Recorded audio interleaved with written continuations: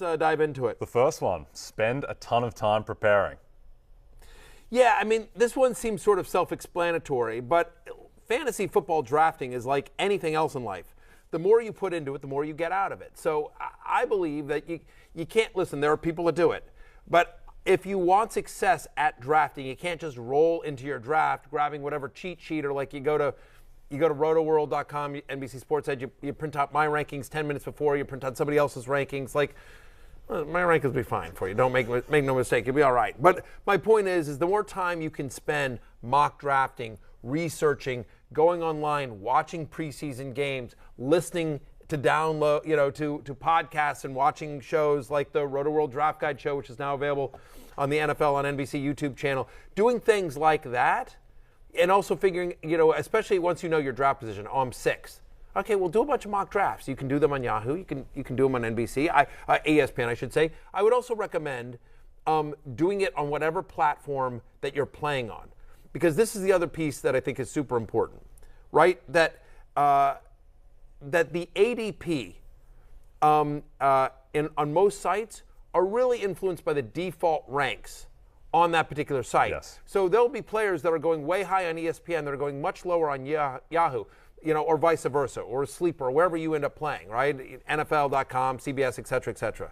And so I would basically take my cheat sheet, and you can mock draft on almost all those sites, and do a mock draft on the site that you're going to, so you can sort of see the ADP where that goes, because it's highly influential. The draft room, you're in there, clock is counting down, you're like, oh, who's highest on the list? I think the other thing too is that the more prep you do raises your floor, because if you do no prep and then you go in and then the first few rounds don't go your way, then you start tuning out, you start drinking, you start taking Damian Harris in the 3rd round, and everything burns. Okay, the next one, identify the relative depth. I like it. That's what everything burns when you've taken Damian Harris in the 3rd round. Exactly. Fair Number enough. 2, identify the relative depth at every position. And we're going to get into this as the show goes on. We're going to break down quarterbacks, running backs, wide receivers, tight ends. We're going to break that down. But understanding, like, hey, this is a position I can wait on. This is a position where I need to go early. Or this is a position where if I don't go early, I have to understand who are some late-round targets. Understanding the relative depth of every position, when and where you need to attack it, I think is crucial. Definitely. Number 3, minimize risk and give yourself the best odds to win on a weekly basis. Yeah, this is Fantasy Football Philosophy 101, and this is something that I preached, throughout my career. If you take nothing away from this show other than this one thing, take this. Fantasy football is all about minimizing risk on a weekly basis and putting yourself and giving yourself the best odds to win on a weekly basis. That's what it is. So, fantasy football is an unpredictable game. There's no question. Like, I cannot tell you how many times I have had an NFL coach, like an offense coordinator, somebody who's actually calling the plays, tell me this player's going to have a big game. We have identified something in the defense. We think we can attack them with this player and this thing. This is a big game, going to be a big game for this particular player. Running back by committees. We think it's the power back, not the pass catching back this week. It's going to be a big, week for this guy.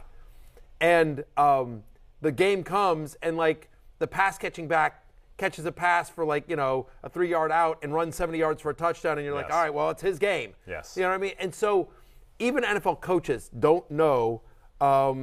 They don't know what's going to happen in a game. We don't have time to tell, but I've told this story many times before about Matt Hasselbeck. The great Matt Hasselbeck. The great Matt Hasselbeck, who played fantasy football when he was a starting quarterback for the Seahawks, and literally benched himself. He benched himself in a week where he was coming off of very quickly. He was coming off of a week where he'd missed 2 games. He was playing the Jaguars, who had a good defense that year, and his other quarterback was Brett Favre, the first year in Minnesota. And Favre was great that first year in Minnesota as a fantasy quarterback. And Favre was playing the Rams, who at that time were one of the worst teams in the NFL. So Matt Hasselbeck benched himself and started Brett Favre. In his own fantasy matchup, right? That week, Adrian Peterson has a huge game, scores 3 touchdown passes. Brett Favre has 1 touchdown pass, 1 interception, finishes like the 18th best quarterback in fantasy. Meanwhile, Matt Hasselbeck, sitting on his own bench, throws 4 touchdown passes, over 250 yards against the Jaguars. Seattle absolutely lambasts them. Matt Hasselbeck finishes the number 1 quarterback in fantasy that week, sitting on his own bench. Again, this is a guy that studied the playbook, that knew all the and watched all the film. He was a guy that could audible any play, literally touch the football on every offensive play. Yes. And he still got it wrong. Yeah, he benched himself. Right, exactly. So if Matt Hasselbeck can't get it right, what chance do any of us have? And Matt has, graciously allowed me to tell that story many years. It's my favorite fantasy football story of all time. So my point is that it's a wacky game played with a leather ball in an oblong shape. You can't predict the future. All you can do is minimize risk and put yourself in the best odds to win. And we're going to talk as we go through the positions about how to minimize risk. It's all about range of outcomes. Okay. Number 4, use rankings flexibly and in context. Yeah, again, I spend a tremendous amount of time on my own rankings, and even when I'm in a draft, I will use it as a loose guideline. Don't be beholden to the rankings as the end-all be-all, whether it's mine or anyone else's. They are a loose guideline. Value within a market changes with every pick. And by the way, as soon as kickoff happens on next Thursday night, Bills at Rams, yes. It's all out the window anyway. Right? Allen Robinson catches 2 touchdown passes, and Cooper Kupp goes, Cooper Kupp's number 2. Right. Yeah. It all changes as soon as it happens. By the way, that Thursday night game is on NBC. It is. I'm a company man. Football Night in America channel will precede that. I will be on the field at SoFi Stadium. Please tune in. You will. To the proud peacock there. Sounds like a winning week for you. Yeah, I'm just. So all I'm saying is, it's just like if you're going down the list. And it's like, oh, well, I should take a running back here. But you already have 3 running backs, and you don't need a wide, and you have no wide receivers. Like, move to the next wide receiver. Yes. Yeah, just use them within context and be flexible on your rankings. Okay, number 5, focus on winning weeks.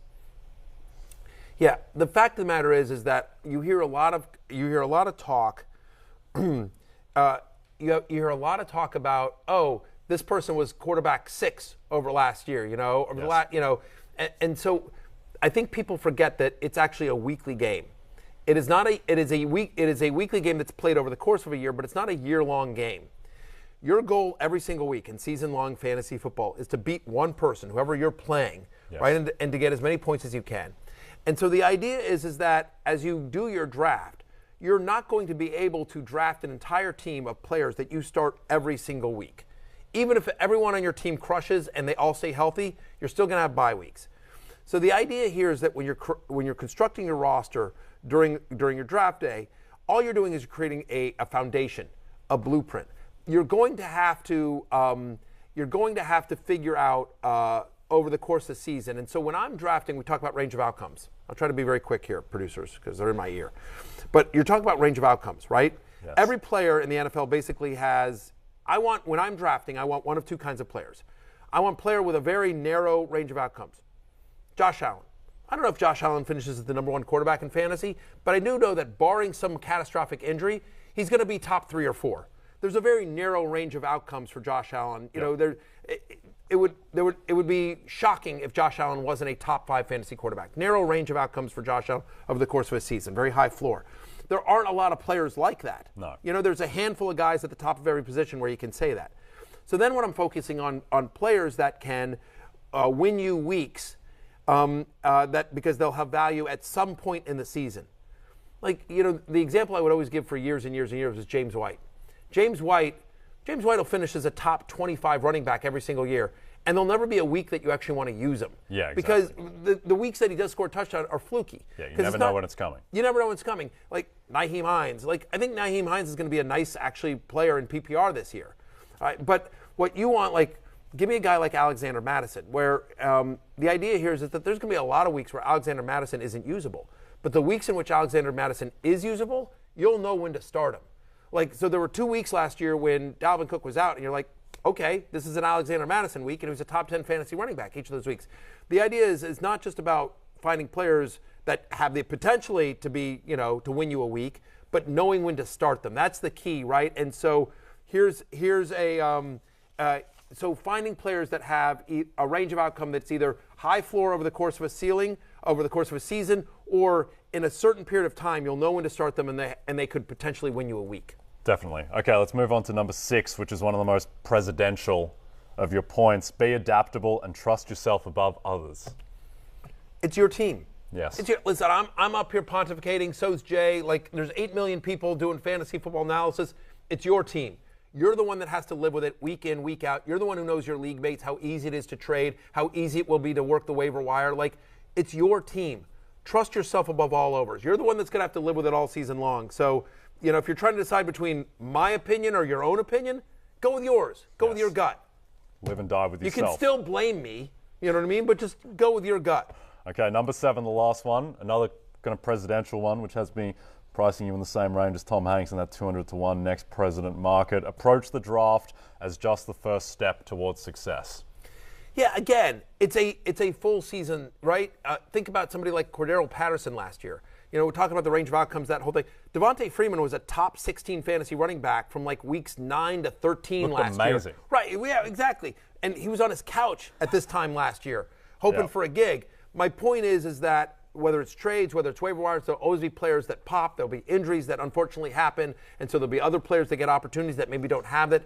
Understand that you do not need to leave the draft with a complete team. All you're doing is giving yourself a blueprint. And by the way, as you go through the draft, as we're talking about, like, say you have a bunch of running backs, and the next best available player is a running back, and you're like, I'm going to have to really, stretch 3 rounds for a wide receiver, grab another running back. Give yourself some trade bait. Like, you can create depth at a position. If you find yourself losing out on a position and you're like, I'm going to have to really reach, don't reach. Just stock depth at a position that you'll be able to trade in your league, whether it's, a lot of depth at wide receiver or running back. Maybe it's 2 elite tight ends, whatever. Give yourself options to maneuver throughout the season because, again, you don't have to win your league out of the draft. You just need to give yourself a foundation. Same as the real NFL draft. Don't draft for need, draft best available. Hey, it's Matthew Berry from NBC Sports and Rotoworld.com. Just want to thank you so much for watching what you just watched, or at least being too lazy to click out of it after the autoplay just kept it going. So either way, thank you so much for just letting it scroll by your screen. And now I'd like to ask you respectfully, please subscribe to the NFL on NBC YouTube channel for the latest NFL news, fantasy headlines from Rotoworld, and betting analysis from NBC Sports Edge.